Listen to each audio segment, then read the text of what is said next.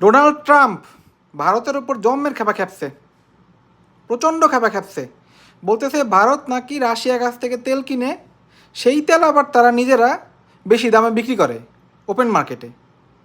এই জন্য প্রচণ্ড খেপছে এবং বলছে তার উপর একটা হাই ট্যারিফ সে আরোপ করবে। এখন ভারতের অবস্থা হইতেছে একটা মানে কিছু আছে না যে সুইট কিউট গার্লফ্রেন্ড, যেমন ধরো দেখে যে ভার্সিটির একটা খুব ভালো বড় ভাই আছে, তার একটা মোটর সাইকেল আছে, তার কাছে একটু যাই। আবার ভার্সিটির যে একজন আতেল আছে যে সারাদিন পড়াশোনা করে কিছু বুঝে না, তার সাথে আবার একটু ভাব রাখে। মানে দুই নৌকায় পা দিয়ে চলে, এরকম একটা নির্দিষ্ট কোনো পলিসি নাই। ইন্ডিয়া হচ্ছে এমন, তারা একদিকে যেমন রাশিয়ার থেকে তেল কিনতেছে, অস্ত্র কিনতেছে সমানে, তারা জানে যে রাশিয়ার উপর ইউরোপ এবং আমেরিকার নিষেধাজ্ঞা আছে, সেটা কিনতেছে।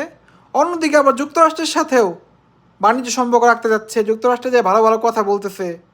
এইভাবে চললে তো হবে না। মোদী সরকার যেভাবে চলতেছে এইভাবে চললে তো হবে না।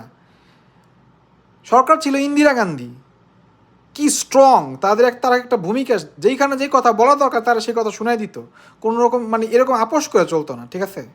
সো এরকম করলে আসলে কোনো যদি কোনো নির্দিষ্ট পলিসি না থাকে তাহলে ট্যাকেল করা মুশকিল। কারণ ট্রাম্প যেরকম মানুষ, মানে he is very bad ass YONO.